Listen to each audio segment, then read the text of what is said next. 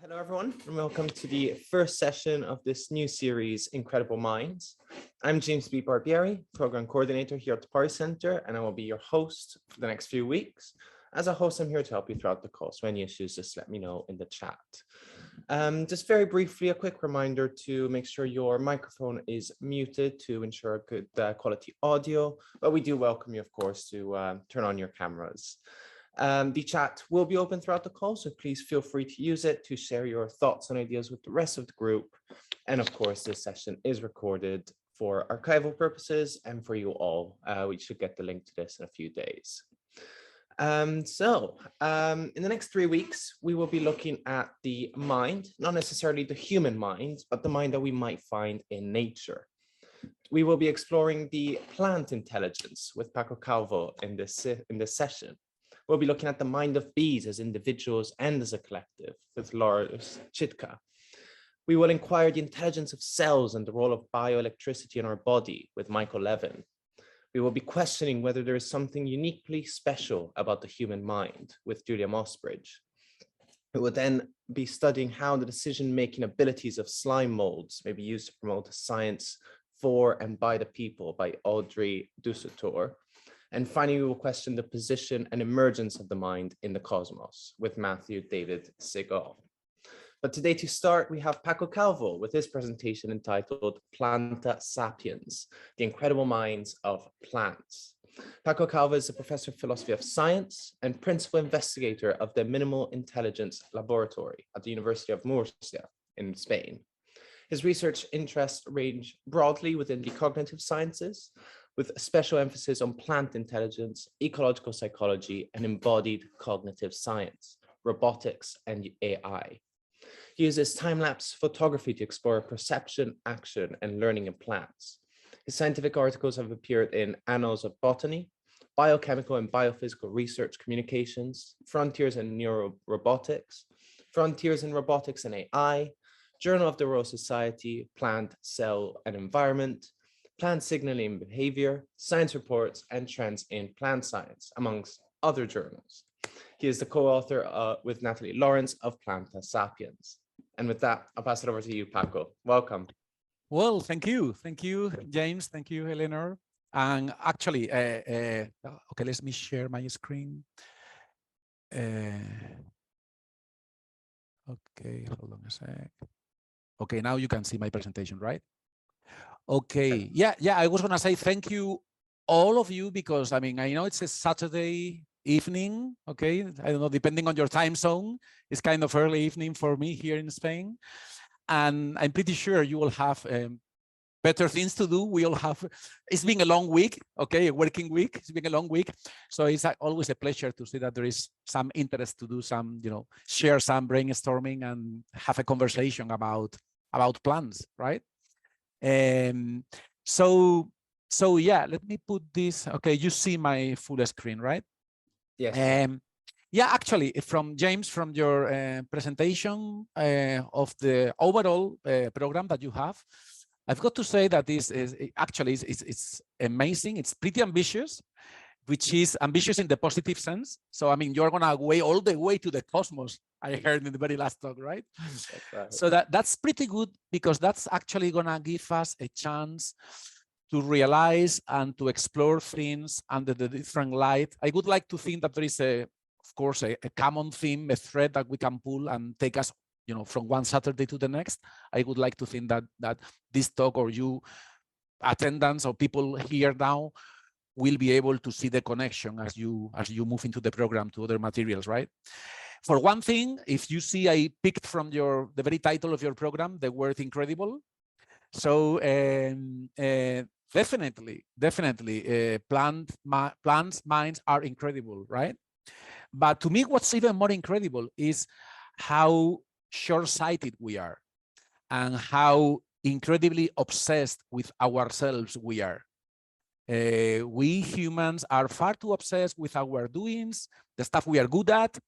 And I take it that if there is a spoiler I would like to make, okay, no risk, it's just a tiny spoiler, is to say that we are not that special at all. We are not special at all in any way, right? So if just being a little bit more humble, I think we can pick the idea of how this thread can be pulled and take us all the way to the cosmos, right? In your last Saturday program, I would like to think. The other thing, just picking from the poster of the gathering that we have here on the presentation, just this is important to me because there are two words here in the subtitle of your program. You say incredible minds exploring actual, virtual, and possible minds across living matter, right? So to me, the word exploring is extremely important to think about it because we don't need to set anything in stone. We don't need to commit to any findings a priori. So it's good enough that we are simply open to explore, regardless of the outcome, I mean, right? So this is in part a theoretical exploration and an empirical exploration. We've got to do both, and they've got to to complement each other.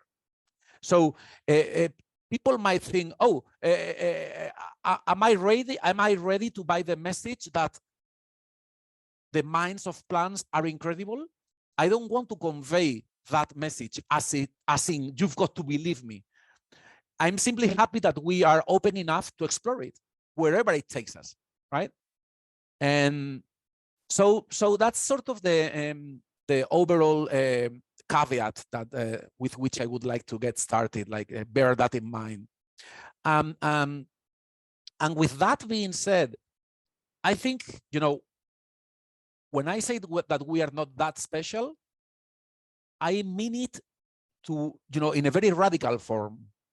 So if you cross the pond, say going to New York City, whatever,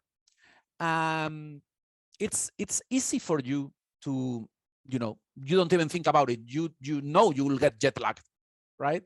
And then you know that you'll have to do something about it. Eventually, after a few days, you'll be all right once you are in sync with the local day-night cycle.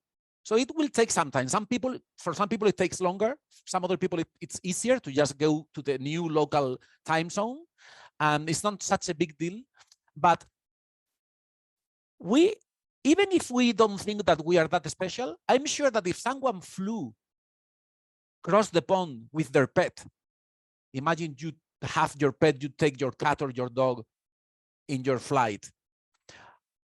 The best thing, I bet, the best thing that would happen is that people who are truly open might say, oh, my poor dog or cat or whatever, or parrot is gonna be, as puzzled as I am for the next few hours, the next few days. So my dog or my cat will surely get jet lagged as well.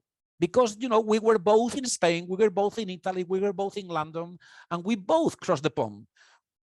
The time zone has changed for both of us, and we are both animals. So we have to deal with this. So people who are, in my experience, people who are tolerant or open enough will say, oh yeah, sure, of course my dog or my cat gets jet lagged. It was peacefully at home. Now we flew into New York City in just 7 hours. What happened? We both say. But if you take a potted plant on board, and you get to New York City, I bet most people wouldn't give the slightest thought to the idea that your potted plant is jet lagged, right? People just that idea wouldn't even cross their minds. And in the case, being charitable, in the case that it would, people would think I'm simply speaking metaphorically or something like that, but not as in my cat, my dog, or myself, when I truly mean to say that we are jet lagged and we need a couple of days to recover and go back to normal. You wouldn't say that about your plant. And some people might say that you're a crackpot if you do so, right? So there is a lot of intellectual work to be done, right, to get there. See what I mean?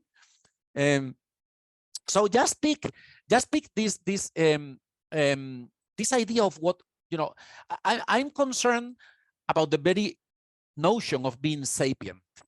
Okay, sapiens. Okay. Harari, for example, of course, no need to introduce him, right? So Harari tells us that even, you know, when Darwin was in the business of pointing out that Homo sapiens is just, you know, another kind of animal, you know, people would be in the Victorian days, people would be outraged. How do you mean another kind of animal, right? So if you've read his book, of course, you know that a lot of things have happened, revolutionarily speaking. I mean, you know, a cognitive revolution, a revolution in agriculture, a scientific revolution, and one after the other, it keeps, you know, reminding us that we are not that special, especially the scientific revolution, right? That told us, hey, we are just a tiny planet in this little corner, in this little galaxy, in this corner of the universe, right? But still, I think we have tailor-made the very notion or the very idea of what a revolution consists of for our own needs and our own expectations, right? So I don't think that by sticking or covering what Harari might, or well, what he means by the cognitive revolution, you know, think of the cognitive revolution that he's thinking of, you know, the invention of fire, all the things that got, you know, 70,000 years ago, as a tipping point. And that tipping point goes against the very idea of a continuum. Tipping points are dangerous because it makes us, or it triggers, it pumps the illusion that there is like a cliff, you know, some, you know, started something, ended here, and something new. We get started anew. Like we, now, after the tipping point, we are the ones who are special, right? We did the revolution, something like that, right? I think that there is that's the root of many of the problems we have. So if you go, well, I don't know, I forgot to ask. I don't know if where you based. If I mean the Parry family, are you in Italy or some all of you, right? Yeah. So I can see Ken, Richard, and Viola. Yeah. The rest of the people, most are from North America. Okay, good. So this is the book cover that you will find in the States. That's the US cover of Planta Sapiens. In Italy, so those of you will find the Italian translation. It has a different subtitle. The different translations, they all carry their own subtitle. In fact, the UK, the original version was the UK version. The subtitle was Unmasking Plant Intelligence. In the US, they said, no, we cannot say unmasking. They had to say the new science of plant intelligence. So different reasons, you know, different political connotations and you know, nuisances. But anyway, regardless of which if you get to browse the book, regardless of which translation or edition you read, to me, the take-home message, don't get distracted by the ornamental, is that sapiens, if it's to be appropriately understood, sapiens and Planta Sapiens are meant to mean the same. If they don't mean the same, we are doing something terribly wrong. Let's put it this way, right? And of course, I don't mean it metaphorically, right? Because think, just take this little close-up of the tree of life. What do you find here? You find here what? A lot of animals, right? Oh my God, is that, how revolutionary is it to consider animal capacities or to consider animal abilities? Especially if you take into account that, if you think of what's happening in the tree of life, so as we evolved all the way from, you know, from metazoa all the way up here to humans. Of course, we always say up here, right? Because we like to think of ourselves at the very pinnacle, right? But forget about the high or low, just different branches in the tree of life, right? Regardless of whether the distribution is vertical or horizontal. The tree of life spreads all over the place, right? But we only pay attention to those branch tips that carry animal labels. You could be a human, Homo sapiens, or could be a lizard, or a parrot, or a dolphin, or an earthworm. But we are talking business if we are into the animal kingdom, right? And the innovations that we think of, all the innovations that we can think of are innovations that relate to neurons or to neural tissue, right? So we are obsessed with ourselves. And if not, if we are not obsessed with ourselves, we are obsessed with at least having some neural hardware, right? So, okay, look, this actually, this is I'm glad I brought this slide here because this relates to the idea of doing science and how revolutionary we can be in our thinking. Actually, this is, you see, this is the subtitle of the UK version. That's the one James will find in the UK, Unmasking Plant Intelligence, right? So, but actually in the back cover of the UK version, you don't find that in the US one. I wrote this. So this goes in the back cover. Let me read it. You'll see why. This is an excerpt from the book, right? This is an excerpt from chapter 2. I say, I let my mind go through a strange transformation. It was as if I clambered through the limbs of the tree of life, passing each of our animal forebears, the primates, early mammals, bony fish, all of the invertebrates, back in evolutionary time to the ancient single-cell common ancestor of animals and plants nearly 1.5 billion years ago. I'm gonna breathe, okay? I then began a mysterious ascent through an alien photosynthetic dynasty, all the way to the family of the plant I was watching. Okay, so you can read it more slowly whenever, but just you know, we can mull over about this passage with time. But to me, the take-home message here is that we have a distorted understanding of what the scientific method is about. Because it looks as if the role of imagination, this is just, you know, a mental exercise. I'm simply, you know, thinking about, you know, it's an illusion. I'm sort of visualizing what it could be like to be able to track down those routes throughout the tree of life, right? So this is, of course, this is about the imagination of researchers. But the wrong understanding of the role that the imagination plays has to do with thinking, hey, imagination only has a role to play insofar as you might come up with a working hypothesis, say, I could dream it. Einstein was very good at that. He would even say, hey, I don't think with words, I think with, you know, flashes of light, of colors or whatever. You could come up with inspiration through any non-propositional medium. It doesn't have to be coached in propositional terms, but doesn't really matter, because what science tells you, orthodox science tells you, is that regardless of the way you come up with your hypothesis, once the hypothesis is on the desk, now the time comes for science. And that, by that, with a capital S, they mean the scientific method is to be applied, and sort of the, you know, the ivory tower approach to what the scientific method is about, kind of as if imagination or the way we observe data, the way we choose data, the way we analyze data didn't play any substantial role. As if you could automate somehow the process of following the scientific method and deliver the goods all by itself.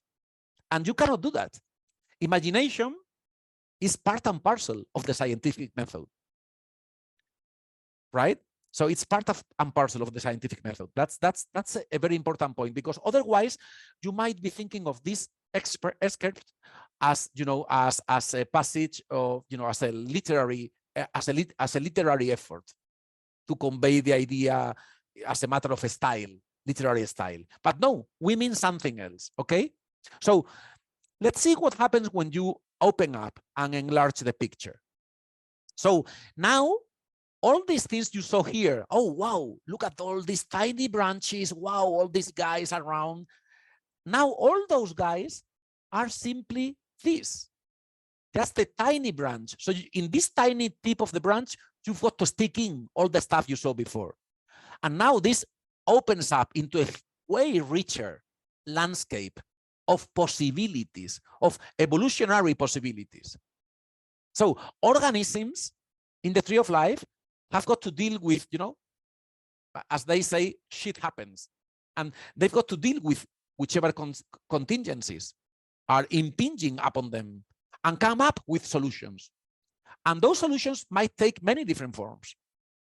But if we travel back in the tree of life, so from our ivory tower and start to descend one way or another, we can try to picture what's going on if we get to the primitive stage in which we were all a little bit the same. So before we took apart different paths, see what I mean?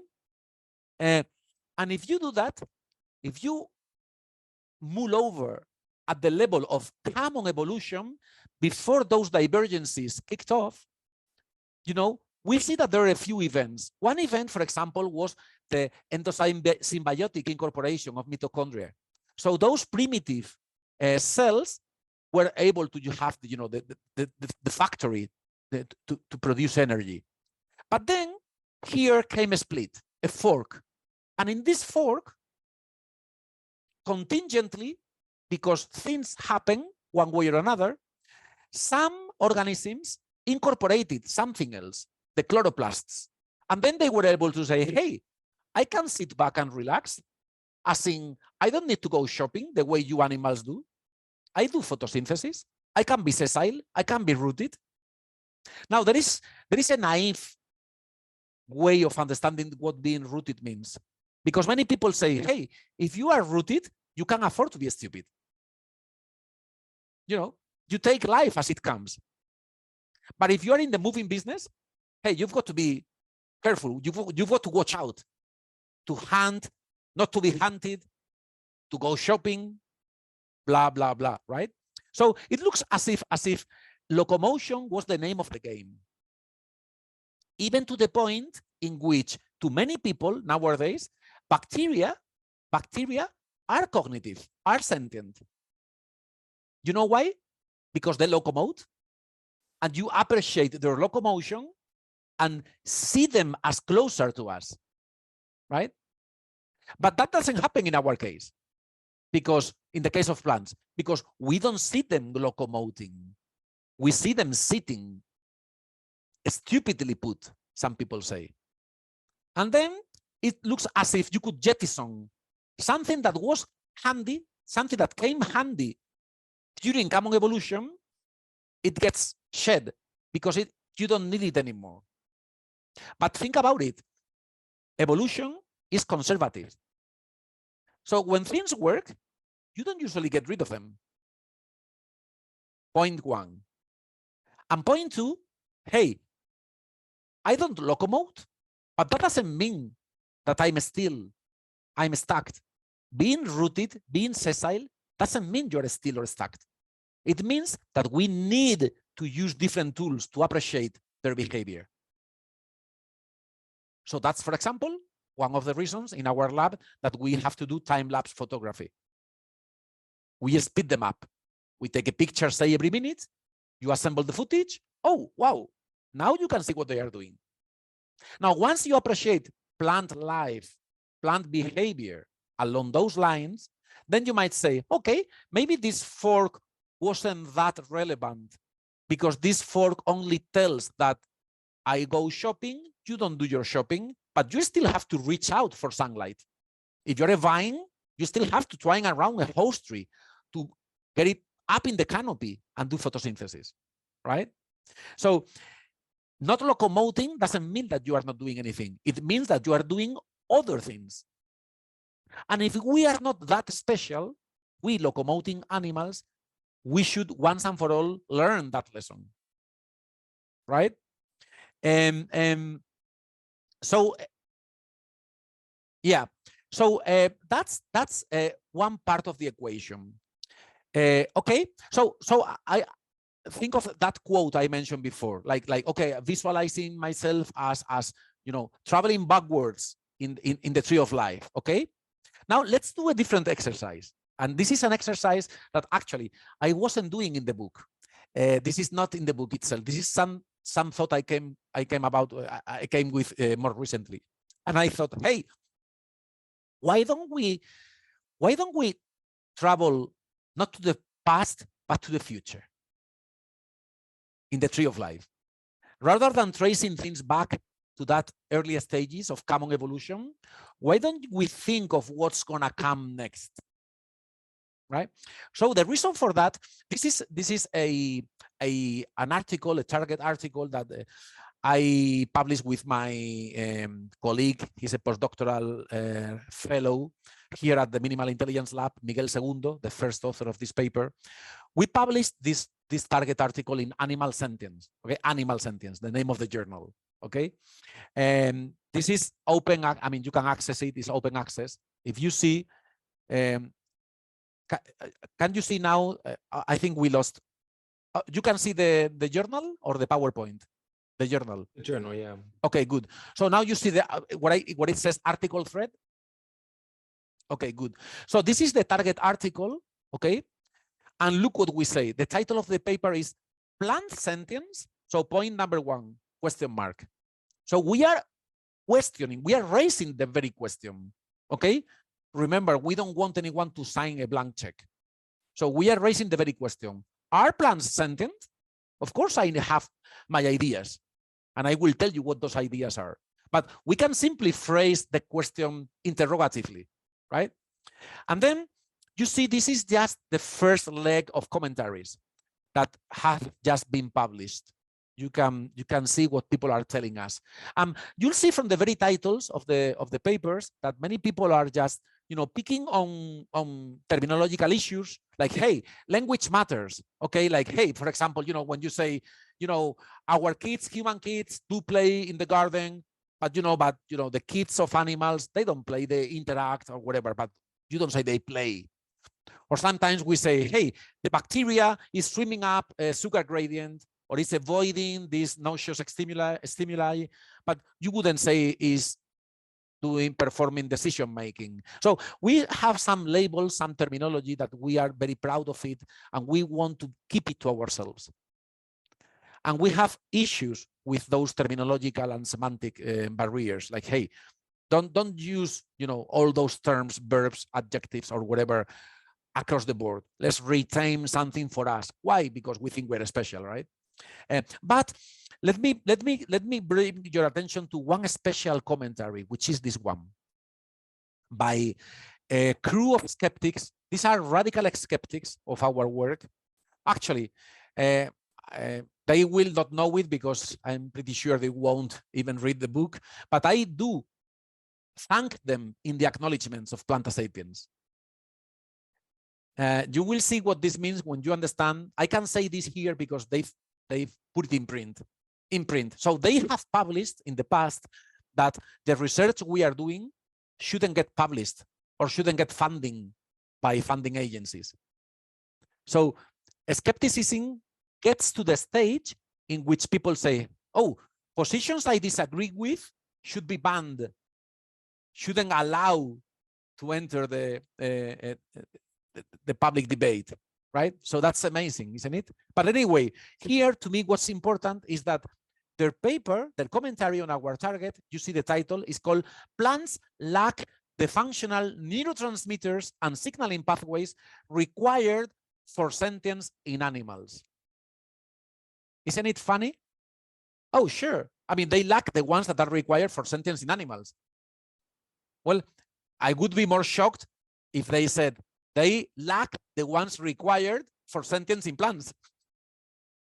It's like, oh, they lack 2 legs. Oh, yeah, but they are not bipeds. They don't walk on 2 legs, right? And yet, I don't want to pick on that part of the equation. I want to pick precisely on this other part, on the neurotransmitters. Okay, so let's this is them. And I hope that at least they get to know that I thank them critical dismissal in the acknowledgements of the book, because I think that science progresses by incorporating and accepting criticism, right? So with that being said, okay, now you can see the PowerPoint again, right? Okay, so let's travel into the future. Now we are again back in the tree of life, right? You see the tree of life again. And now So before, what did we do? We were here, we were in Animalia, the kingdom of animals, and we said, okay, let's go back, let's go backwards, and then we got here somehow. And then we said, oh, what happens in this fork? Oh, here is the fork, right? So we paid attention to the fork 1.5 billion years ago. But what happened when you move into the future? Well, this is what more recently grabbed my eye, triggered by their criticism, because it's very risky to think that we provide the gold standard. You see, because in 1 million years time, we don't know which species will provide the gold standard. Homo sapiens 2.0 or any other species. But can you imagine?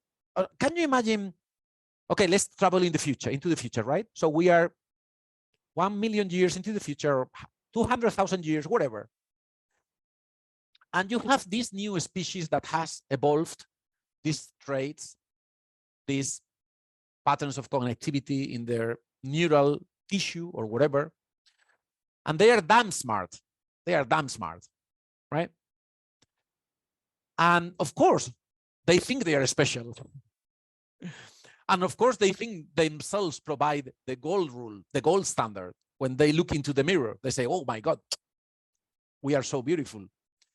And then they say, oh, did you see these guys that went extinct? Because Homo sapiens is extinct in 1 million years time, right? So I said, these guys that went extinct, oh, can you believe? I mean, and they start to discuss whether we might have been sentient or not. And they say, oh, these guys only had 2 hemispheres. Can you believe it? I mean, what could they do with 2 mere hemispheres? And this little corpus callosum connecting the 2 hemispheres. Oh, a tiny single track road to convey messages in between the 2 hemispheres. Oh my God, what these guys are up to. I mean, you know, you see the risk of deciding who provides the gold standard, that we forget that evolution never stops. So when we take a snapshot of evolution, that snapshot is always a frozen image of a process that inherently unfolds in time. And you cannot press pause, right? So that's to me something to, you know, of course, you know, this is a toy idea, but there is something there to think about more deeply, I think. Now, let's get to the neurotransmitters, okay? So when, you know, all the you know, the molecules that we know of, even, so imagine, for the sake of the argument, imagine we still say, hey, okay, Homo sapiens, you know, Harari sapien, those guys, yeah, okay, they provide the gold standard as of today because we pressed pause and we'll see what happens in 1 million year time, right? But for the time being, we have this stuff and they don't, plants don't. I say, hold on a sec, I beg your pardon, plants, let me talk on their behalf. We do have those molecules too, the plants say. Actually, literally, you find dopamine, histamine, serotonin, glutamate, GABA. GABA is a signaling molecule in plants, okay? So it's not just a byproduct of metabolism or something like that, right?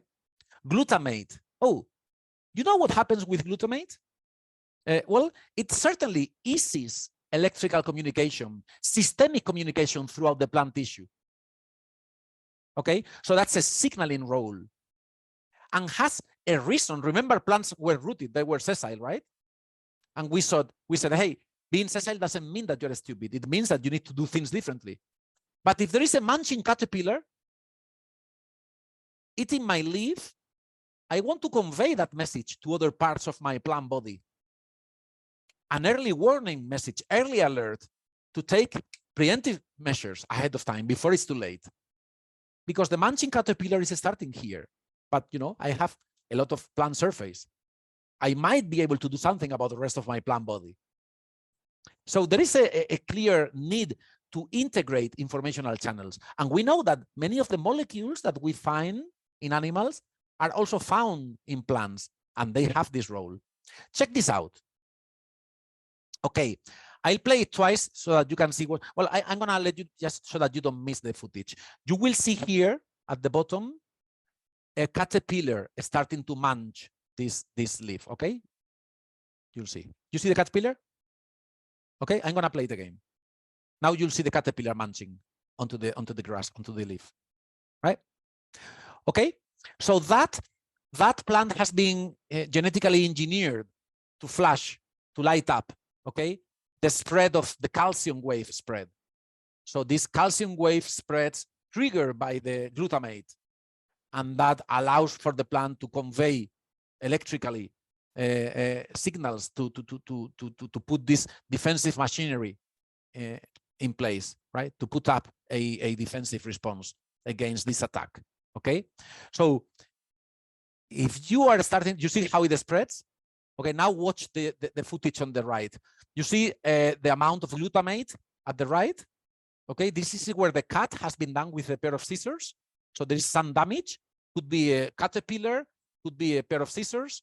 Now, information, you see, glutamate, concentration, doom. Look at that, beautiful spread of activation, okay? So,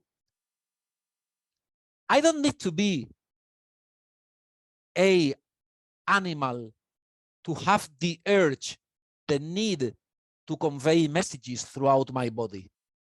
In fact, think about it.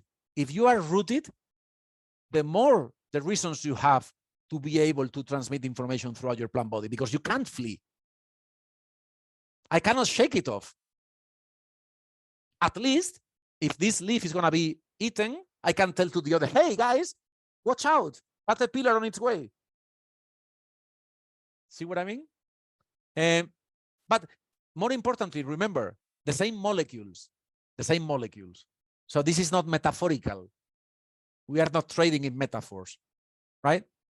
In fact, when I speak of glutamate easing the spread of the calcium wave of activation, that in turn allows for information to spread throughout the plant body in the form of the transmission of electrical impulses, action potentials, right? So we know neuronal action potentials. We are familiar with those, right? So, you know, a neuron spikes, right? And we are familiar from animal electrophysiology. We speak of the threefold phase of depolarization, repolarization, hyperpolarization, right? So this is the way a neuron fires, like, okay, there is a stimulus and it goes up a threshold from resting state. Okay, depolarizes, there's this exchange of ions throughout the membrane. Okay, then things go back to normal, below threshold, and then back to resting state. And then I'm ready for spiking once again, right? So that's how a neuron fires. And then zoom, that can be transmitted from one neuron to the next. Okay? But check what I did here.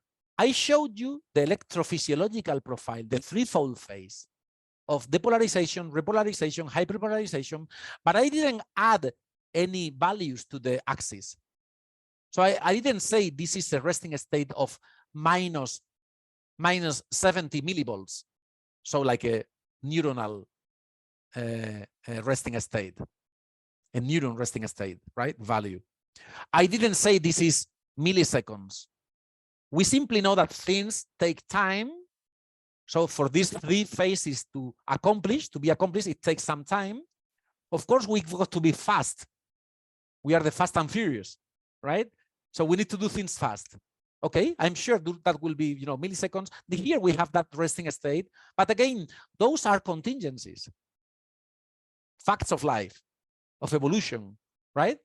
Now, check these two electrophysiological profiles, very different ones, not just the values. So here you have minus 70 millivolts, resting state of our neurons. Here you have minus 150, resting state of a plant cell. This is the action potential of a plant cell that also fires. So plant cells fires spikes of voltage. And you see that I'm not talking metaphorically. Actually, I'm even showing you the channels that open and close selectively. So think of how complex, you know, the sodium potassium pump, right? So which channels have to open and close at certain times for this profile to shape in this particular way. Okay, things happen at specific times, such that certain ions cross in and out of the membrane of the neuronal cell. Well, the very same thing happens with plant cells. Electrophysiologically speaking, I mean, simply different channels are involved, different ions are involved, different resting potential takes place, and different time scale. Because in the case of plants, certainly they do things at their time scale, but that just is got the way it's got to be, because they do whatever counts to them. We shouldn't be comparing them against how fast we do things, because they don't care about you. They care about the pollinator they have co-evolved with. They care about, so think of a Venus flytrap that shuts the trap, snapshots the trap. That's the result of the spiking of the action potential. Two action potentials. You touch the inner hairs of the trap. You touch again the inner hairs of the trap within 20 seconds to avoid false positives. And when you touch it twice, then it snapshots. In fact, the insect can be still within the trap and it still is moving around, touching the hairs. So the trap still counts 3 stimulations, 4, 5. And what happens when it gets to 5? It starts synthesizing. It gets to deliver the digestive enzymes to dissolve and digest the exoskeleton of the insect, because it has evolved in poor soils and it requires a complement to its diet of photosynthesis, right? But what's important is that literally and not metaphorically, this spike of voltage goes back to resting state. Again, second time, the trap shuts. We'll need a third spike. We'll need a fourth spike. We'll need a fifth spike. Then we are talking digestive enzymes kick in. See what I mean? So they do whatever they need to do. They provide the type of problems that they have come up with, provided that they have the problems that they do have themselves, not us. So we need to be looking at the tree of life in a whole different way, both when we look backwards and when we look forward into the future, right? Now this is getting, okay, now let's go for this was the non-radical part of the talk, okay? Let's get into radical things.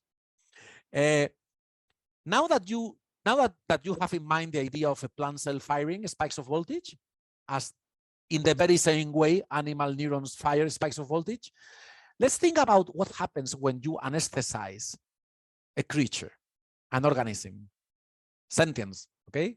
What happens when we put a human subject to sleep with anesthetics in hospital, or a vet, or a pet in the vet, okay?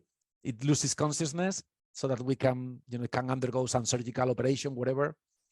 Well, effectively, what's happening is that the molecule, the anesthetics, the principle, the active principle, is messing up membrane properties, such that the cell cannot play this game of exchanging ions in and out and triggering the firing of the action potential. That doesn't take place. So the action potential is effectively lost. You see the flat line here. So if the Venus flytrap was firing these spikes of voltage, it will go flat. You see what we have just done? We are not doing an exercise of imagination. Imagine if you could put a plant to sleep. No, we are understanding why they can in fact be put to sleep, provided that the molecular mechanisms are virtually the same across the tree of life. You can put to sleep life in the tree of life. Not just plants versus animals. Any form of life can be put to sleep. You just simply need to mess up with the way it's exchanging information, energy, matter with the outside world, right? Effectively, you block those action potentials. They cannot be triggered, right? Okay, so you see how important this is? Because if we are open to this idea, and this is not philosophical speculation, we can take a Venus flytrap to the vet. I've done it. So this is a pot we took to the vet. And we, this is not a spoiler from the book, because the book literally opens up chapter 1, the introduction, with this example, putting a plant to sleep with anesthetics. So we did this. This is how the book gets started, putting a plant to sleep like this, what you see here right now. So if you take isoflurane, this is the same anesthetics that you use in the vet to put to sleep your cat or your dog. Now, if you do that, remember, so let's think about sentience, consciousness, subjective awareness. It looks as if it was kind of difficult to envisage the very idea of what is it about, right? How can we make sense of a plant having inner life, right? But put it differently. Just think that we know from the biochemistry and the electrophysiology that can be accomplished. Okay? Now we just need to think of what happens when you, human patients, come out of anesthesia. Have you ever been anesthetized? I take most of you, right? Sometime in your life, right? Even just for the dentist, whatever. Well, if it's general anesthesia, not local anesthesia, you know that when you come out of anesthesia, you are, hey, what happened? I'm back to normal. I'm regaining consciousness. I was not sentient. I have recovered sentience, right? So you see that we are doing something different from simply speculating about the possibility on theoretical grounds. We are thinking, hey, we have put it to sleep. Are they gaining, are they regaining something when they get back to normal? Right? So let's watch the plant being anesthetized. Okay? So at the top, let's start anti-clockwise, from the top, anti-clockwise. Okay? So the top, you will see this is a mimosa pudica. You can touch it and it falls. Okay? You see when you touch it, it falls. In this case, you don't even need to do time lapse because they fall really fast. Right? So you can watch it to the naked eye. So you see that when you touch it, it just falls. Now, the one at the bottom has been anesthetized. Okay? You put it under a glass bell. You soak in the air within the bell with anesthetics, and it just gets absorbed through the leaves, through the leaf surfaces. And there it goes. Watch. You touch it, nothing happens. It's anesthetized. Okay? Now watch the third footage. What happens when it comes out of anesthesia? Watch it, watch it. Now you touch it, and it starts to fold, if only a little more slowly. Right? It's like, oh, what happened here? I'm coming out of anesthesia, right? So, of course, people might complain about my way of speaking when I say, oh, what happened, right? But don't be fooled or don't be distracted by the way of speaking. Think of what's happening within the plant tissue. And not just within the plant tissue, but with the plant itself in interaction with its surroundings, right? I was sensitive to things going on around. I'm a mimosa. I do fall when something touches me. I don't fold anymore. Oh, now what? Okay, slowly going back to normal, right? Now, let's keep thinking in non-metaphorical terms. So this is the exercise I want to try out, is to see how far we can go with the usage of labels in a way that humans don't feel insulted, that they don't think you are picking something that belongs to them. Because we know animals go to bed. I mean, they need to sleep tight. I mean, being alive is energy consuming, right? We get tired. I mean, I don't know about you, but I hit the sack pretty heavily when I get to bed in the evening, right?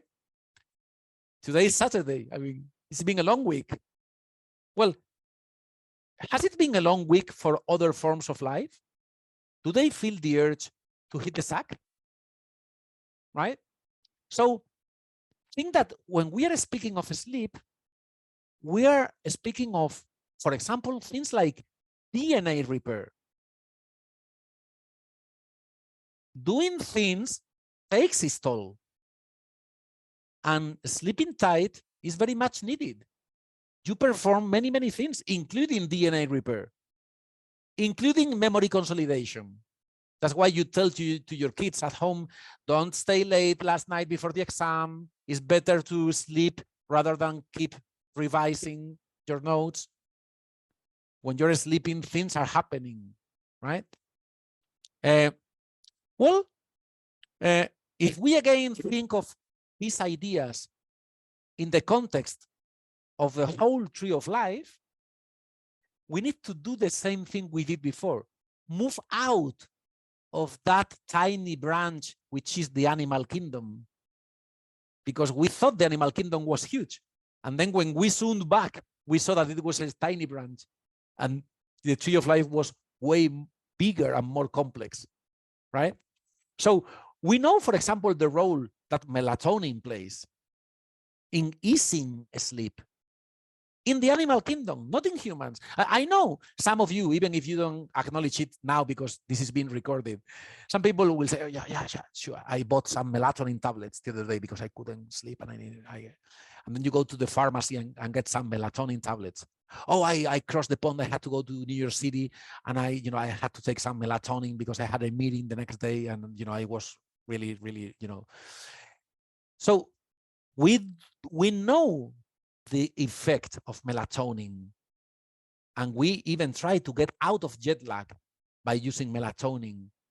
And we know that it does make sense. It does make sense to think of the role of melatonin throughout the tree of life. We can think of what's going on in fish.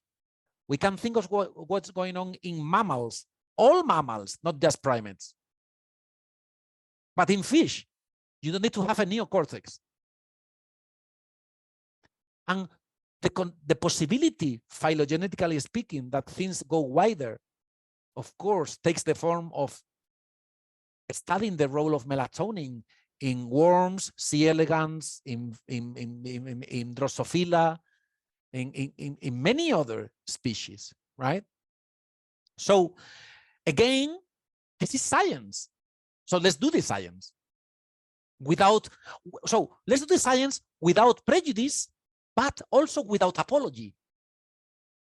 You don't need to apologize for exploring working hypotheses, because we don't want to demonstrate that plants sleep.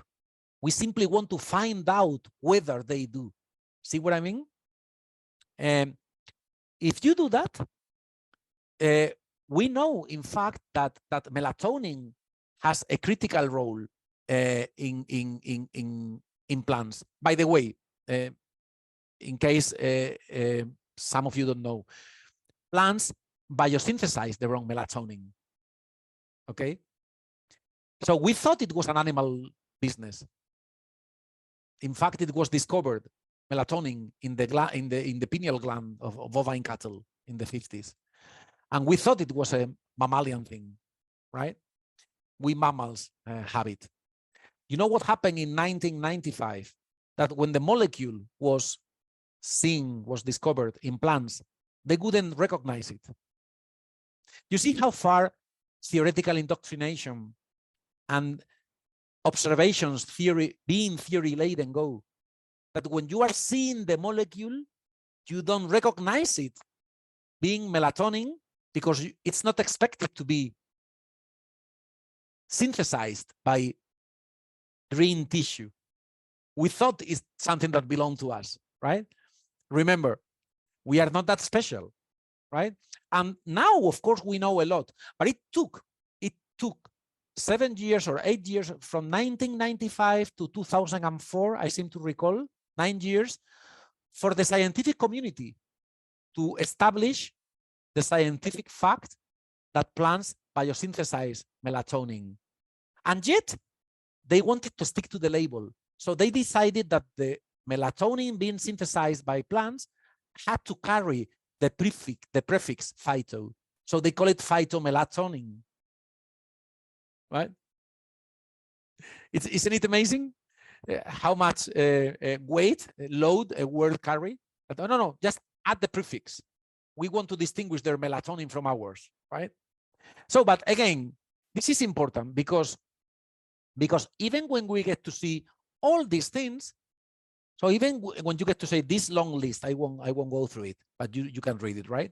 So even if you get to see all these things that melatonin allows plants to do, right? In terms of enhancement, promotion, improvement of many things, even though we have gotten to this stage as of today, we still approach the issue as if it was a matter of mere physiology.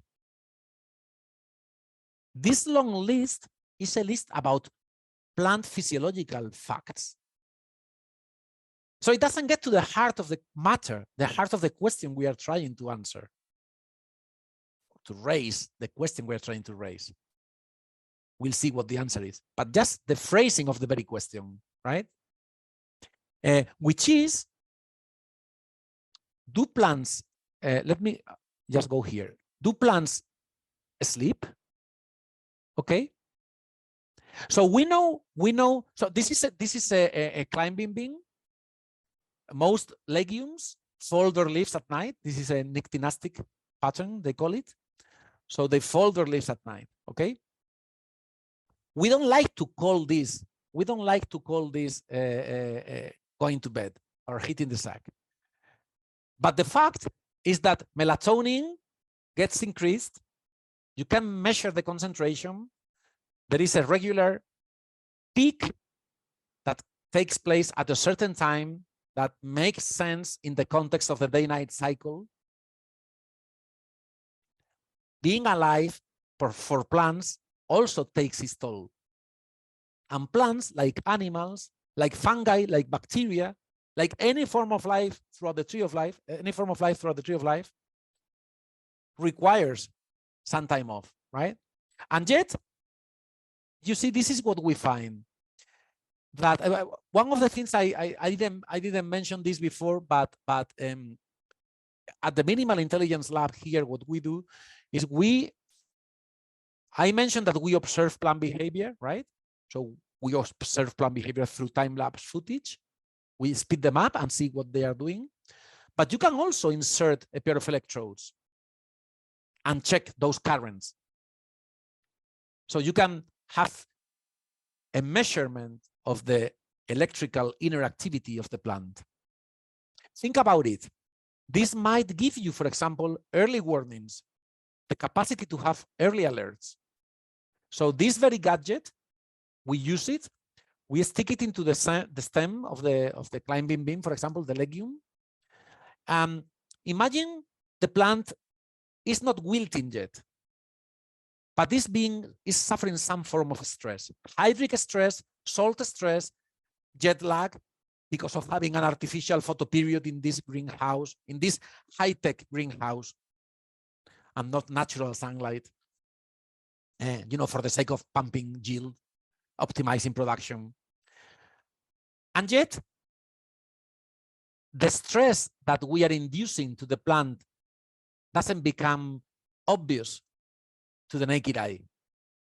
It might wilt in 3 days' time, but we might be monitoring the plant from the inside out.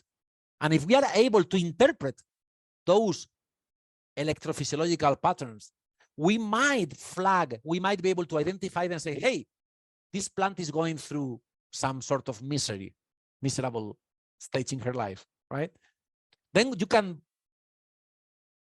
implement early alerts and take measure before it's too late. If it's, one form of stress or another, you can do something about it before it's too late. So of course, I bring this here because again, as obsessed as we are with ourselves, we still think of the inner life of plants. Even when we accept that they have some form of inner life, we only think of their inner life insofar as it bears upon our interests. Say yield. See what I mean? Optimize the yield. But we are not thinking of the avoidance, the amelioration of their stress, whichever form it takes, for their own sake, right? So if we are able to use equipment such as this, we need to pay attention to plant intelligence, plant consciousness, plant sentience, plant cognition. So that's the landscape, the logical landscape in which I would like to settle the debate, regardless of those other interests, which I'm not criticizing those interests. They are genuine interests, but this is a different thing altogether, right? So when we speak of plants, the climbing being as in folding its leaves, and now I hope you understand that what I mean by, oh yeah, they are going to bed, they are taking some time off, okay? And we stick, as you see in the picture below, those electrodes and monitor, register the electrical activity and try to get a better understanding by combining both ways of observing them from the outside through the time-lapse footage and from the inside through the electrophysiology. Then we can stand to approach them with a different eye, right? For example, we can think of if you take a time series, if you see how that electrophysiological signaling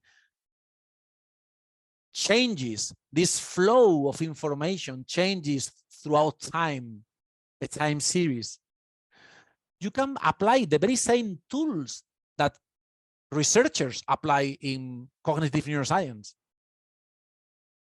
There are measurements, metrics of complexity or entropy, or you name it.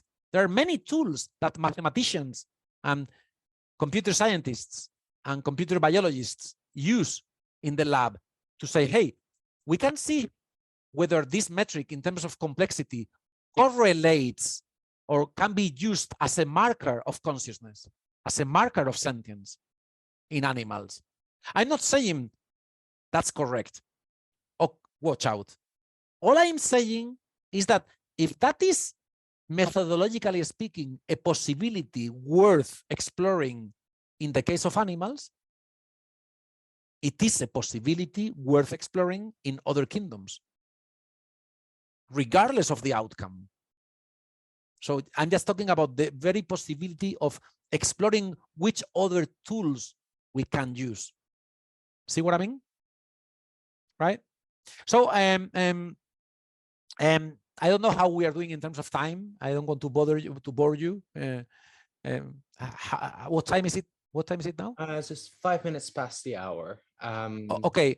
Yeah. No. Just probably. Carry on. Okay. No, because I couldn't see the time here on my computer, and I wasn't sure whether this was taking too long or not. But maybe I have a few more slides. If you stay with me, I think we can close it up. Wrap it up. Oh, apologies. This is in Spanish. So just pick the silent and flowing pathways. So the vascular system of higher plants, right? So when we think of the vascular system of higher plants, we just think of it again from this reductionist physiological perspective. We think of it as tailor-made for the transport of substances, of materials like sugars, nutrients, water, going up and down, right? Throughout the whole, putting in touch, the whole plant body from root to shoot, right? But again, we don't pick what's important if we are to avoid this tipping point that I meant, that was implicit in Harari's notion of sapiens, right?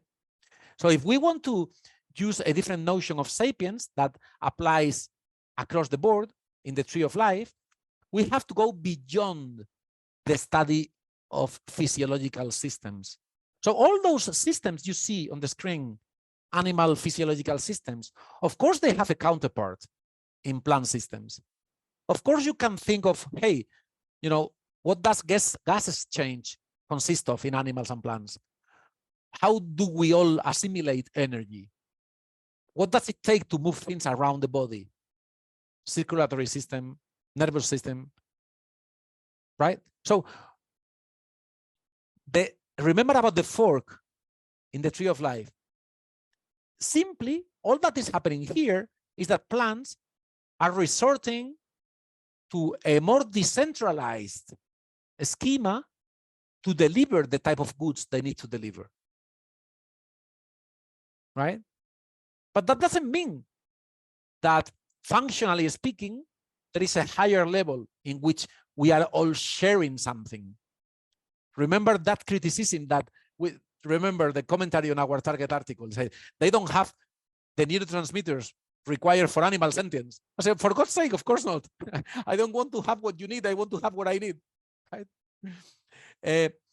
So if you think about that, the twist, the further twist that we need to implement is that we need to shift perspective and think of that vascular system allowing the plant to integrate systemically their whole plant body as such to deliver the goods. And delivering the goods means, in their case, to be able to provide a response to their needs, not ours, in terms of behaviors that are adaptive at a global scale, that are truly flexible, that are not pre-programmed routines, that have to take decisions here and now about this very munching caterpillar,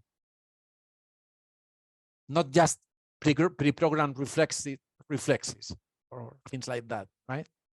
And that means that we rethink that vascular system that we saw here, that vascular system, not just as a system for the transport of substances, to pick the sugars from the leaves and move them out, to get the water all the way from the bottom up, to move the nutrients, but to allow for the flow of information.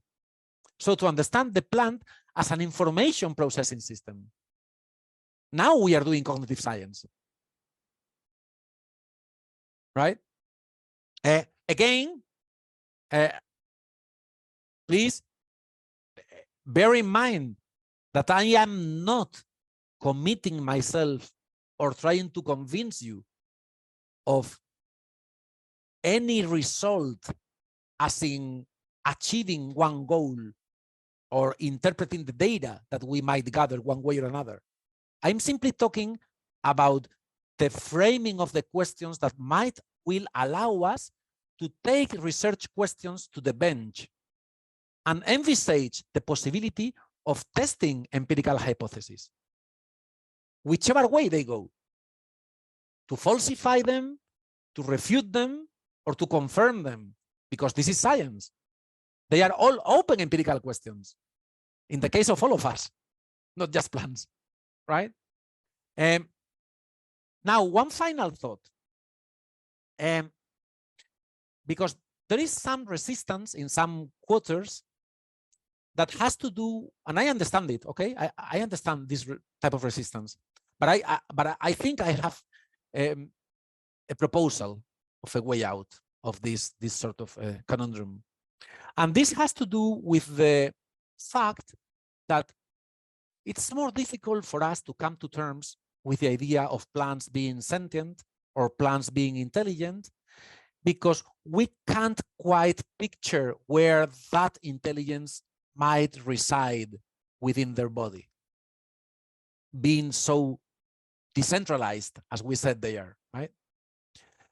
And if that is the case, we might need again to rethink everything root and branch, because that might mean that despite the appearance of the contrary, we are not either in a position to locate the seat of sapiens within our skull either. So human intelligence doesn't reside within the skull either. So if we have a problem with not being able to pinpoint where plant intelligence is, that shouldn't be a concern, or that shouldn't be an exclusive concern with plants. If that's a concern, so be it. But that should be a concern of any form of life whatsoever in the tree of life. Again, no tipping point, right? Now just pick just watch this animation. If you're a subject, a human subject, and you are navigating your surroundings, you are able to generate or to pick information in terms of how you move with respect to those surroundings, right? So if I get closer to you, now you know that's happening because my image in your retina is expanding, right? So the way we relate to each other provides very valuable information, such that we don't need to be thinking of information as in being stored in your memory and retrieved at will, as if we were computers following routines written in some neural algorithm. Sentience and intelligence is not something that we are going to identify within the body. We've got to think about intelligence out there, or in the relational properties that connect us to the surroundings. So the unit, so put it this way, the unit of analysis, if we are going to unearth what intelligence consists of, or sentience for that matter, is the unit of analysis is the organism environment unit as such. Don't detach it. Don't break it apart into organism and environment. Because if you try to study the organism or you try to study the environment, you miss the plot. You've got to see it in motion as behavior unfolds. And remember, this is something we didn't say, but it was implicit. It's not about intelligence not being able to be observed within the skull. It's that intelligence never gets observed. What you observe is behavior. And out of the type of behaviors that we observe, how sophisticated, how flexible, how anticipatory those behaviors are, how rich, whatever, out of the behaviors and their sophistication that we see, that we observe, either now you and I observing each other or watching plants under time-lapse photography, then we might infer that some cognitive machinery is required to drive the wheel. Now, all we are saying is that the driving doesn't get done from the inside out. Don't expect somebody sitting at the wheel. The wheel itself is an emergent wheel that takes place here in the very acting, in the very interacting with the surroundings. So this is funny, something funny about this animation that I got from a colleague in the lab. Because if you see the tree, we keep using the tree as an object. So the tree here is as the table. It's like part of the furniture of the environment that the animal, in this case, the human animal, is interacting with, right? So if you are moving across the forest, this is the type of optic flow. This is how information gets generated, right? So if you move real fast, things will pass there, boom, boom, boom, boom, boom, in your retina, right? And then you will see things like something is fixed in the center, the horizon. So that's the target. And then the other things pass by, right? So things, information changes depending on how you move with respect to your surroundings, or how your surroundings move with respect to you. So it's always the reciprocal patterns of causation in that overall unit of analysis, right? We simply forget that, and now this is the key issue, that for the plant, it is the very same thing. So in this landscape that you see here, you just need to picture a plant being the organism. So imagine it is a climbing bean growing in circles to try to reach for a pole to climb up. As the plant moves, it's also generating information. It's also generating these flows, right? So being alive is not about locomoting. It's about locomoting or growing or whatever it takes for you to keep that adaptive coupling with the environment. Insofar as you are able to do that, then you keep generating the type of information that keeps the wheel spinning. And that can take the form of locomotion in case of animals, or can take the form of growth in the case of plants. But one way or another, I would like to end up with the idea that I offer the possibility that, without prejudging the issue, so still thinking that it is an open empirical question, in principle, we might be able to test more hypotheses in the lab or in the open, in nature. Natural observations doesn't need to be in the lab, if we assume that by default, we are all on the same page, right? And if we are all on the same page, we may have a wider landscape to explore. So thanks for your patience, especially on a Saturday evening. That's great. Thank you so much, Paco. This was a really interesting presentation that really opened up the idea of plant intelligence. And I would like to just echo what was said by a few people in the chat, that your enthusiasm for the subject is very infectious. So I think we all sort of felt this. You blame the coffee. Yes. So I'd like to open up now for discussion, and I'd like to use my privileged position as host to maybe start this off. So I know, well, first of all, I wanted to say that image of the, was it the calcium activation of the plant getting eaten by the caterpillar and sort of exploding of light, it was just beautiful to watch. But I know that was sort of signaling within the same plant. Is there any evidence of cross-plant absolutely. signaling or communication? Oh, yeah, absolutely. All sorts. Not just in between plants, but in between plants and fungi, in between plants and pollinators. So life doesn't understand of boundaries. I mean, boundaries, think of boundaries are analytical artifacts set by whoever is investigating a phenomenon, because we need to dissect, we need to put boundaries for the sake of being able to analyze a parcel of the universe. Sure. But the one and only system is the whole universe. Right? In a sense, think that if you put it in terms of evolution or coevolution, whatever shapes up naturally as a result of natural selection, think that it will have to do with what matters to whom. So if there is an arm race in between a flowering plant and a pollinator, we always put the emphasis on the pollinator. Oh, how smart the pollinator is. Mm-hmm. But we should, again, they should be seen as on the same page.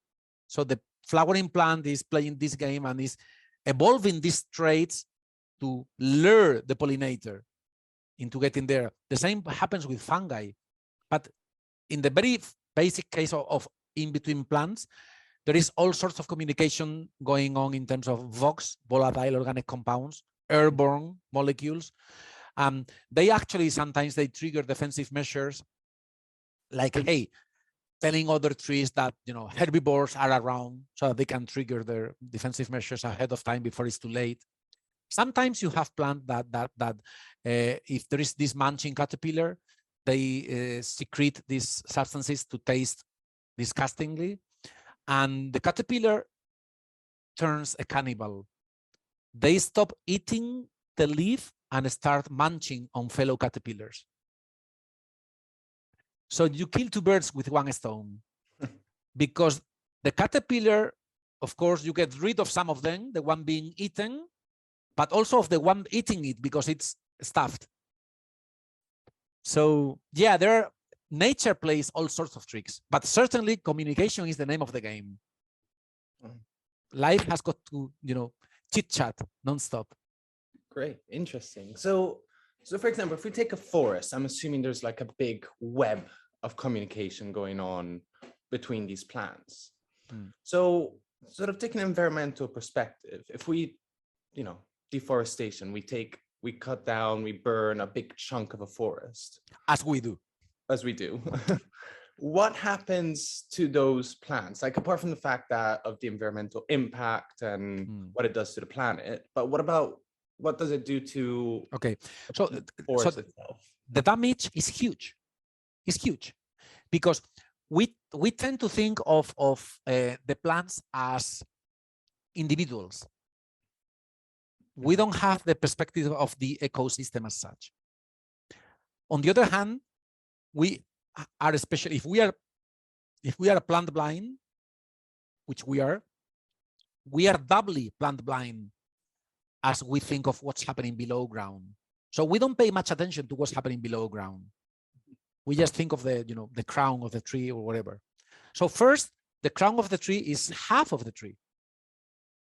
And second, it's not the individual. The individual is the ecosystem as such. So if those guys are not out there doing photosynthesis, you are messing up with the fungi below ground, because fungi and the trees are, are connected to each other, the mycorrhizal networks. You will know that this is called a good wide web, right? And they trade with the trees sugars for nutrients and water. So this is just like you're asking, hey, we have the London Underground tube map. We shut a couple of stations, and are we just affecting those 2 stations? Oh, we are affecting the whole network. There's going to be delays. They're going to, the mess is going to spread all over the board. And that happens, unfortunately, at all levels, right? Both above and below ground. Yeah. Okay. Very interesting. Thank you so much for this. Yeah, let's open it up to everyone now. As usual, if you'd like to use the raise your hand function, or we're not that many. If you physically raise your hand, I might be able to spot you and call you out. Or, of course, write your question in the chat and I can read it out for you. I can see that. I see Valjean has her hand up, if she'd like to come in. Yes, of course, Valjean, please come in.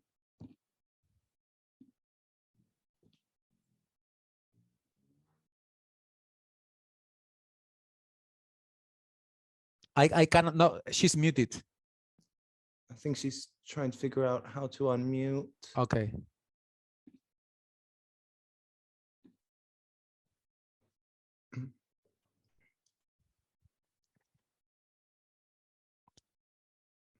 Maybe whilst Valjean figures out how to unmute, there's a question in the chat from Beth, who asks, what about communications between species, like in the human body, do the fungi, bacteria, etc., communicate with the human?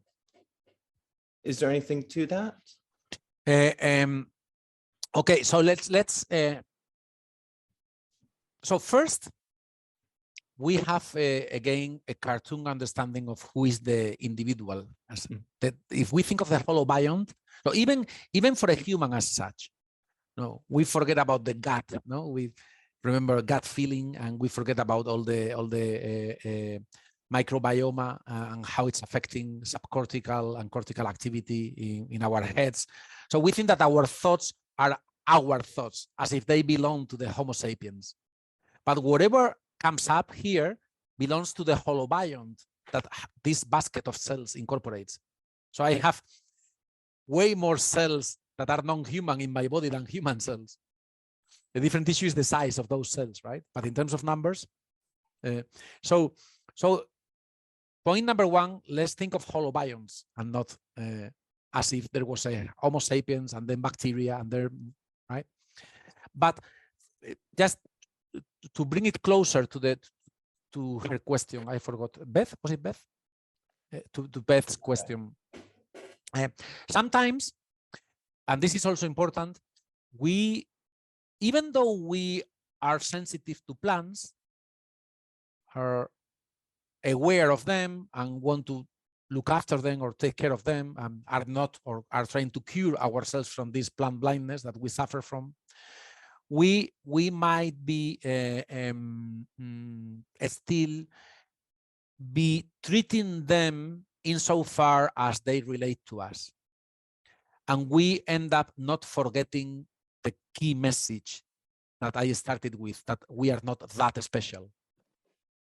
So we are not that special also means that many plants may well not care about us at all. And that's neither good nor bad.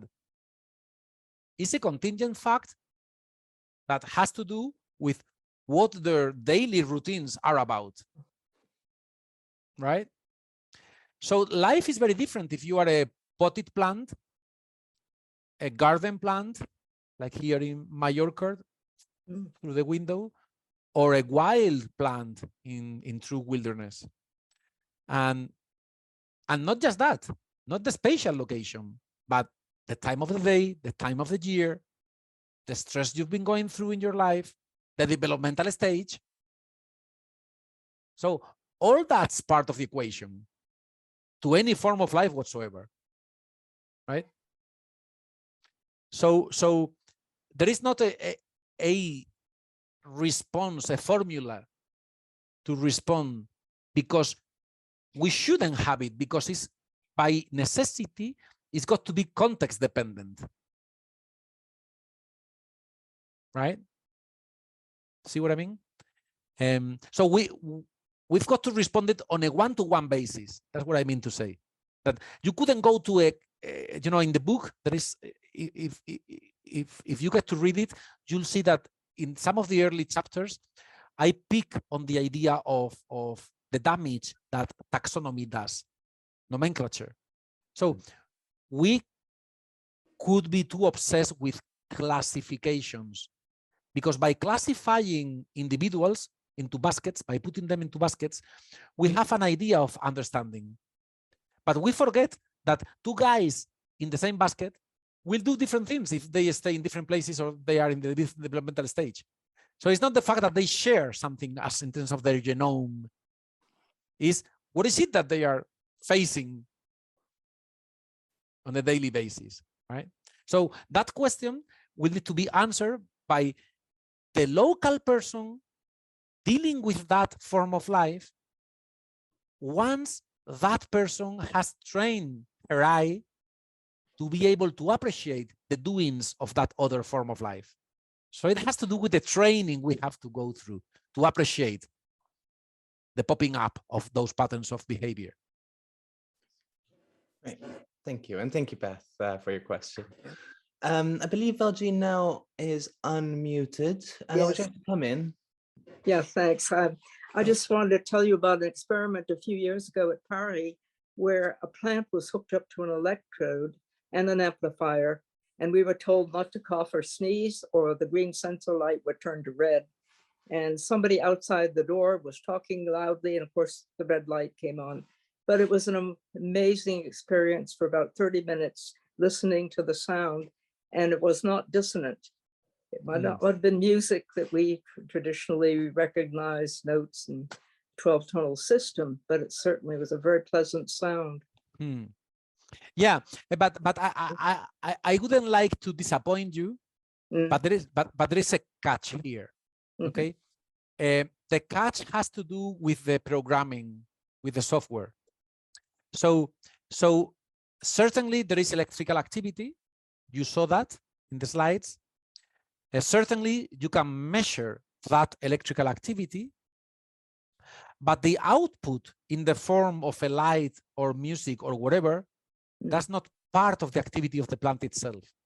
That's what the computer programmer decides to do when he's writing the code.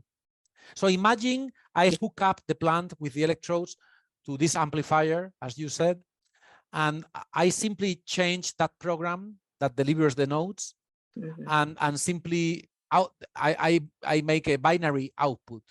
If the electrical activity doesn't reach this threshold, I'm gonna output the message sit down.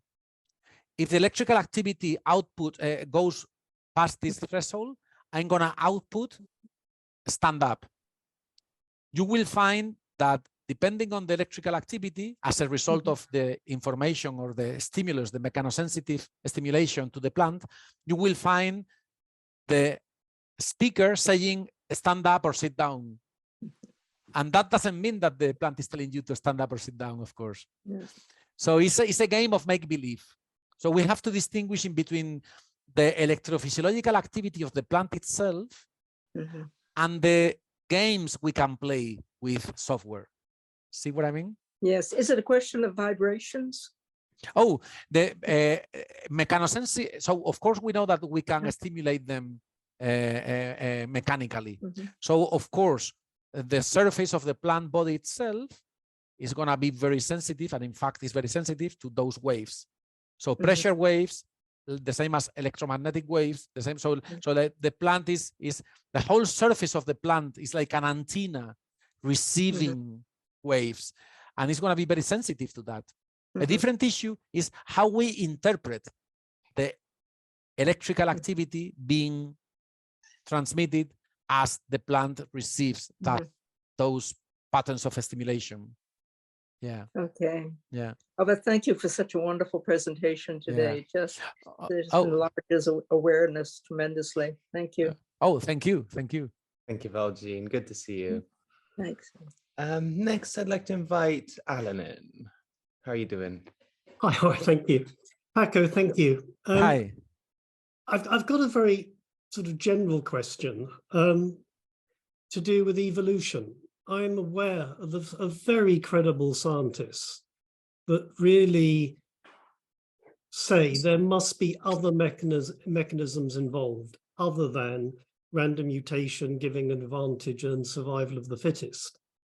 And even sort of recently, apparently there is a mathematical proof that on what's called complex specified information cannot be produced by a physical process, be it deterministic, random, or stochastic. And so I guess I would just like to ask what you've discovered about evolution, any questions, issues that you've come across, and related to that, on the tree of life, we had these two branches. I know there's more than two, but there was the plant branch and the animal branch. And I'm just wondering if there's any sort of evidence of communication or some form of learning between those two branches. In fact, when you mentioned melatonin, I just wondered if there were certain things that appeared to be developed, certain compounds in both branches after the actual breakpoint.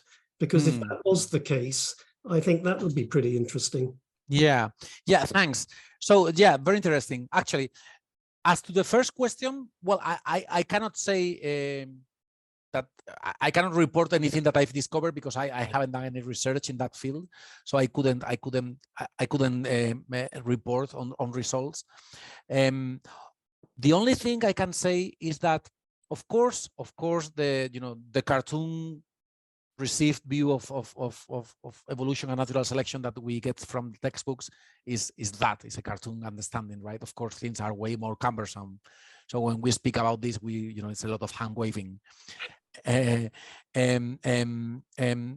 Strictly speaking, it will depend, and we would need to settle the issue depending on which level of description we are at. So say sentience, the emergence of sentience, because when we speak of plant sentience, we have to frame or coach the question also at the phylogenetic scale to say, hey, why would sentience need to appear after all, right? Why any trait whatsoever? Why an adaptation would pay off to have it? And that requires that we couple that question with which is the right level of description. And what I find is that there is not a right level of description to settle the issue, because in sentience, even for reductionist researchers, some of them think that they have to go all the way down to the quantum level, and you have quantum theories of consciousness. Some others think that you have to go to the level of the subcellular level, and you have cellular theories of consciousness. But some other people, think that, hey, unless we speak of the networks and the information being integrated across networks, the things don't make sense. So if evolution is gonna have any decisive fork, at any stage, first, we cannot know unless we settle the issue as to which is the right level of description at which we are looking at causal efficacy links. And that's something that we cannot settle, for one thing, because for one thing, the answer might have to do with multiple levels of description, right? So we are not at the stage in which we can settle the issue at all. I think that's my humble opinion. But as I said, I haven't done any research in the field, and I couldn't give you any more than that. Now, the issue as to what evolves, how similar it is, what sort of analogies or homologies, what you find across different branches, how those relate to each other. That's a very interesting field of comparative research, because we know, for example, take the eye. We know that the eye has evolved, 40 plus times independently, right, throughout evolution. And we do know that many different species belonging to the same or different kingdoms have evolved different types of eyes. So the compound eye of an insect has, in a sense, has nothing to do with the camera type eye of vertebrates. And yet, it does have a lot to do, functionally speaking, as the role that the creation of images pays off, evolutionarily speaking. So certainly the adaptive value is going to be there, right? But the specific toolkit will differ by necessity, right? Now, can some of this functional toolkit cross borders into these other kingdoms, non-neural kingdoms, right? Well, this is funny because when you ask that question and think of bacteria, people are more inclined to think that bacteria might have something that we can call proto-vision, like Ocelli, primitive eyes. Oh, of course, they don't deliver the clear-cut image of a camera type eye of a mammal, but they do their thing. They play their role. They allow them to walk up a gradient of luminescence, say. So that's more difficult to envisage in the case of plants, because we are comparing systems, not like in the bacteria, because you are talking about chemotaxis or locomotion in bacteria swimming up a gradient, and animals doing their business in the same way, locomoting. But because plants grow and don't locomote, we think that we cannot play apply the same measuring rod, right? And I think that's a mistake, because how close or how similar or dissimilar compound eyes are to camera type eyes? Well, that's a relative question, right? So we might even envisage, in principle, the type of evolutionary context that might give plants a head start had they developed some way to process information related to proto-images, right? Now, again, I think here we get into we are opening a different can of worms, which is, again, going back to labels, because now we are not that comfortable with speaking of proto-vision in the case of plants, right? So this is all. I'm not. I am aware I'm not giving you the type of answer you want, but I don't have it. I cannot provide it. But all I can say is that these are certainly thorny issues, and there is not any clear-cut way to approach it, at least as I can think of. That's a very good answer. Thank you. Okay, thanks. Thank you, Adam, for coming in. Next, I can see that Philip put a question in the chat. I know your camera's not working, but you're welcome to ask it yourself. Thank you. Can you hear me? We can, yes. Okay. Dr. Calvo, I enjoyed Hi. your presentation very much. Hi. If we define a habit in the following way, as a recurring physical form or pattern that is a result of many previous similar iterations by previous others, then the question is, what percentage of behaviors and responses in plants that you study could be understood as habitual? Oh, okay, good. Well, first, okay, there is a thing. If we spoke of the continuum, I think that in between phylogenesis and ontogenesis, there is also a thin line as part of a continuum, right? So I don't think we can tell those two apart, as in, these belong to whatever else, what came in the genes. Best case scenario, even in epigenetic terms, as opposed to what I've learned through experience since I was born, right? So genuine learning as opposed to what I've inherited, right?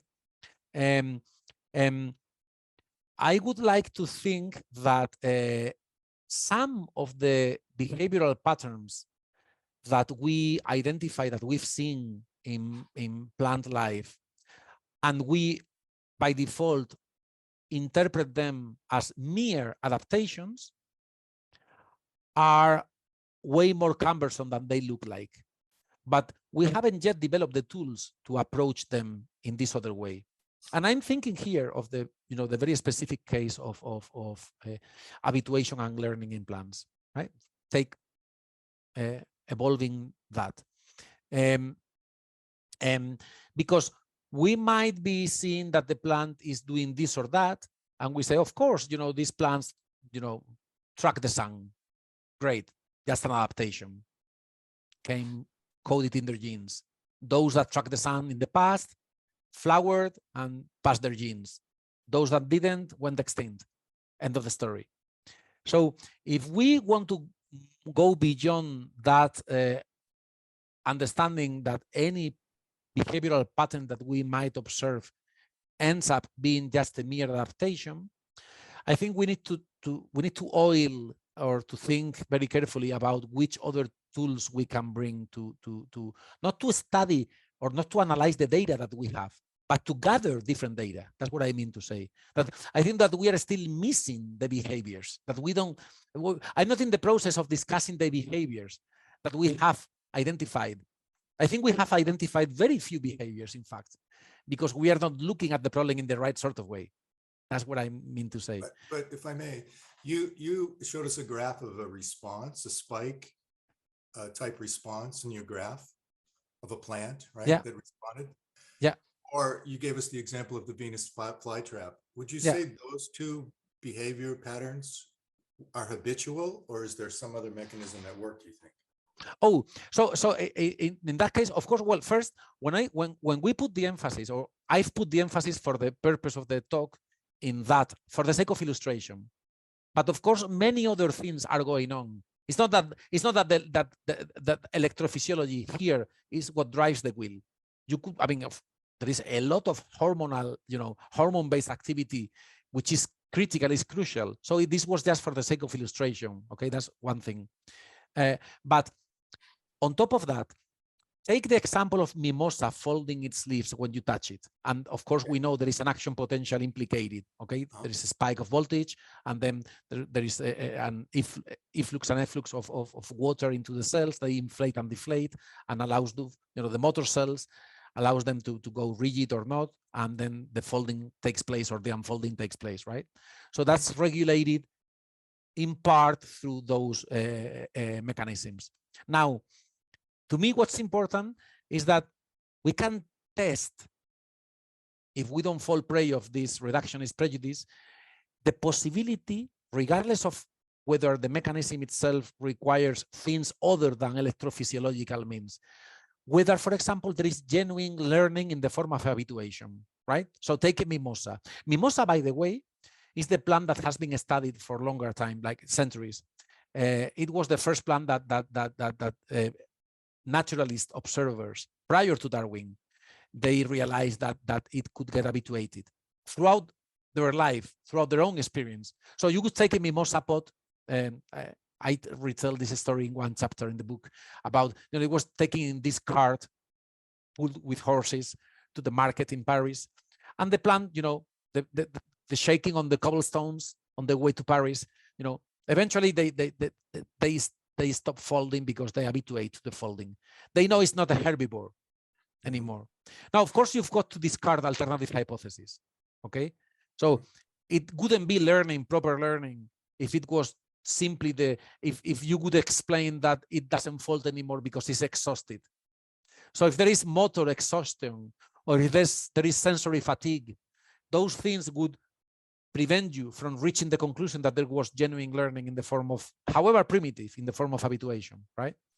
But if you test it with proper controls and check that there is not an alternative explanation that has to do simply with motor fatigue or sensory adaptation, then you might be in a position to infer that there is some form of learning here that relates directly to the prior experiences of this individual being on the cart, on top of the rest of the machinery that comes with evolution, with whatever you've inherited and the like. So that's what I meant about the continuum, that we might be able to put the two together.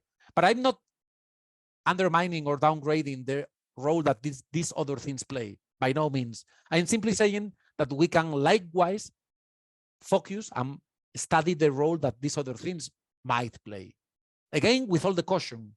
So we've got to be cautious. We've got to do the science, and we've got to do it robustly. So with good replication studies, with good controls, and then we'll see where we get, right?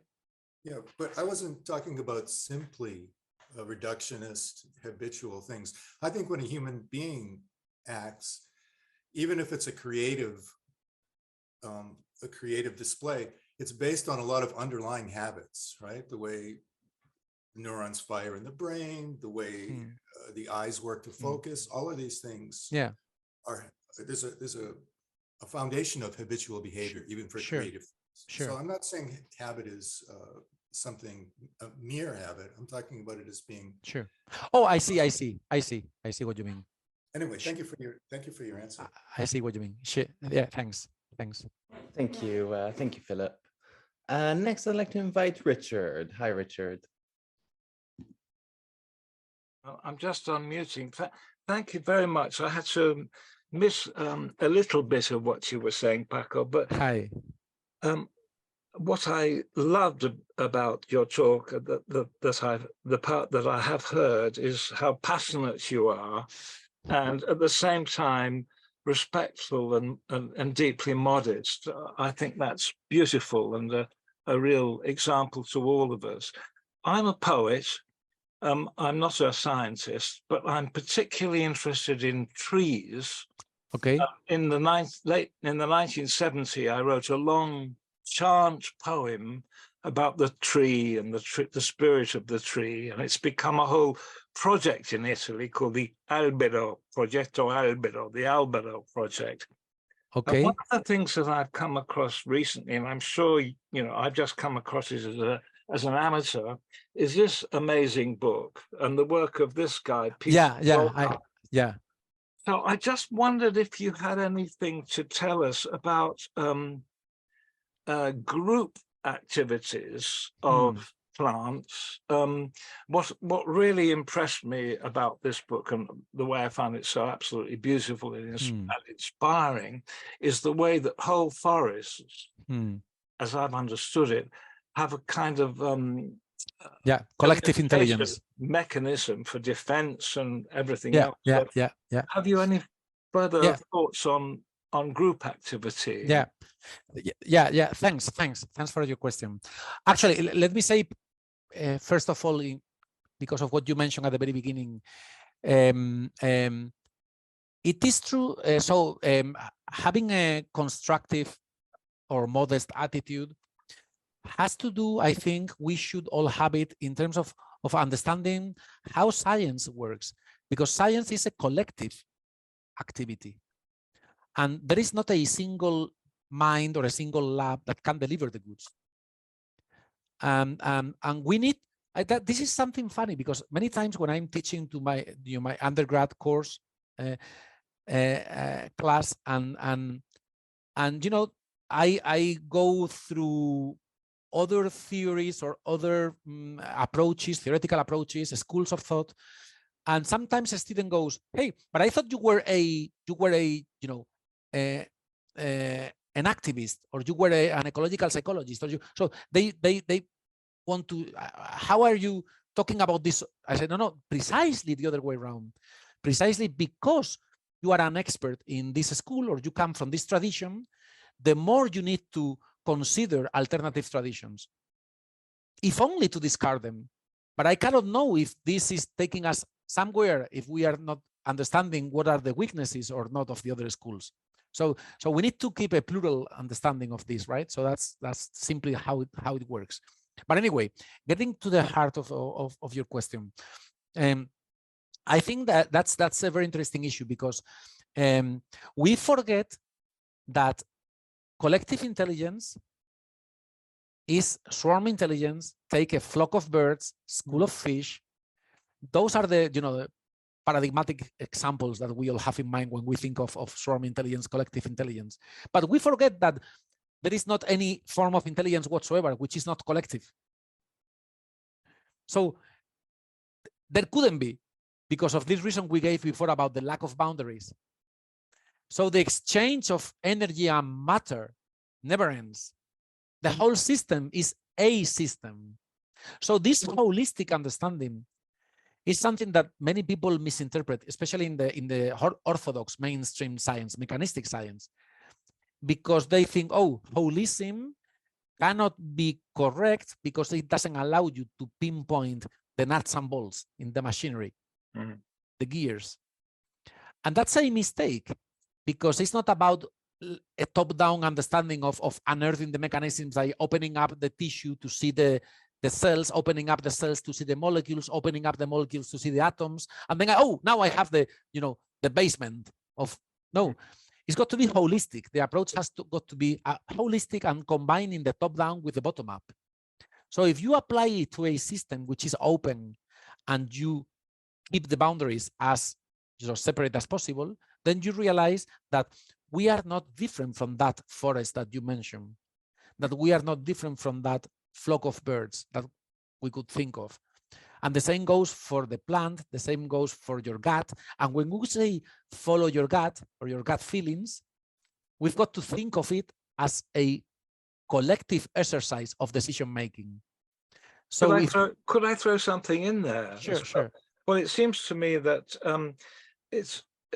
we could also think of whether the species that we're looking at, whatever it is, may be looking at us too. Yeah, absolutely.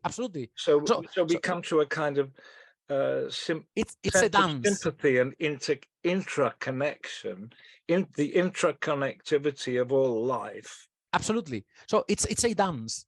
So someone a dance. Yeah. So someone being an actor only makes sense from the perspective of I am an actor insofar as I'm observing something, but I become part of the phenomenon being observed from the outside. Of course, that's pure.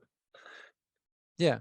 And remember the example we gave at the end of the energy flow that you generate as you move with respect to the surroundings.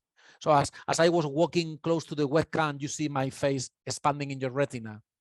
That pattern is happening in all directions.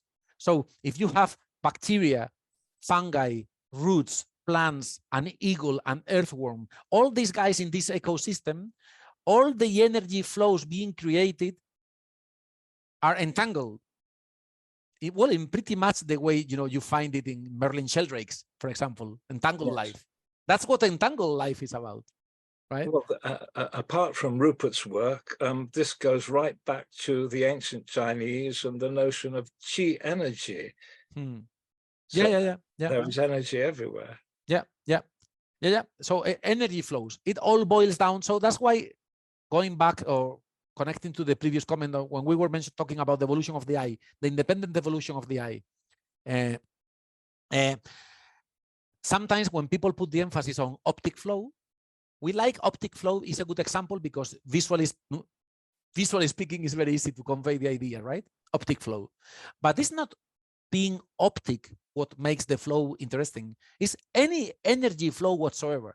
And when it's any energy flow whatsoever, we've got to picture it as spreading throughout the board, having receivers and antennas in a nested way throughout the whole ecosystem. So it's of course, is way more difficult to analyze, but it's way more close. It's closer to the actual phenomenon itself, right? So it's anything but easy, but more beautiful, I guess. So what about the trees? Back to the forest. Yeah. So what about them? The very same thing happens. So if you have trees in a forest, think of them, the pattern of connectivity that they are exploiting below ground through the mycorrhizal connections. Above ground, think of the VOCs, the volatile organic compounds. Think about the pollinators being vectors. Think about the non-biotic forms of stimulation being part of the equation, insofar as some of those non-biotic forms of stimulation are being triggered by biological activity itself. So both biotic and abiotic information is part of the whole system. Now, we go back to the idea of not being able to freeze it, press pause, and understand it. If you press pause, you miss it. If you press play, it unfolds as richly as you can imagine, but of course, it's way more difficult to untangle. Now, is there a, people like to picture the idea of the mother tree, looking after the baby tree, which is still not big enough to make it up there in the canopy. And in the meantime, I nourish it through the mycorrhizal connections below ground and everything. That's just the perspective of one system, of one individual within the collectivity. But by the way, think we are far too used to speaking of the forest as if the trees were the ones at the seat, at the driving wheel. And they are exploiting or resorting to that mycorrhizal network, like as if they were, you know, as if the fungi were the secondary passengers. But if we as humans complain about suffering from plant blindness, speaking of the trees is a form of fungal blindness. So we could give the same story from the perspective of the fungus, of the fungi. A very interesting thought. Yeah.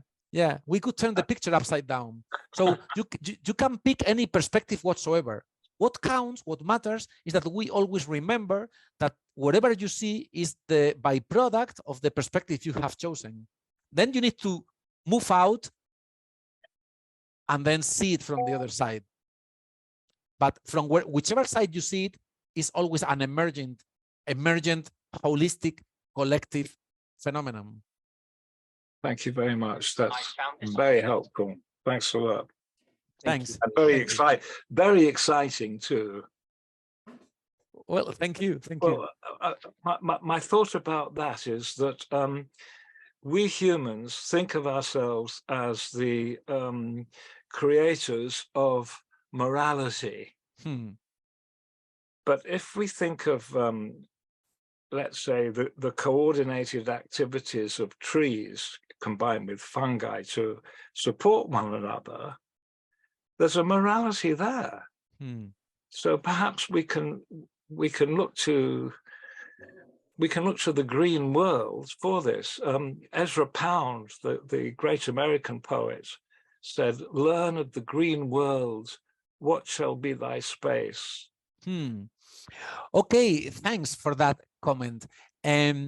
Actually, if you browse the book Planta Sapiens, at the very end, the last part of the book, you'll find some discussion of morality in plants and phytoethics, and I think that's very relevant to what you just said. But I cannot elaborate.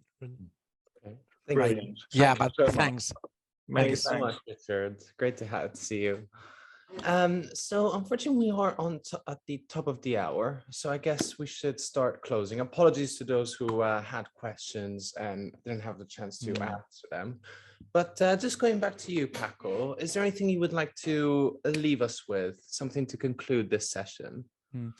Well, nothing other than thank you all, really. I mean, no, I mean it. I'm tired. It's Saturday evening. You are tired as well.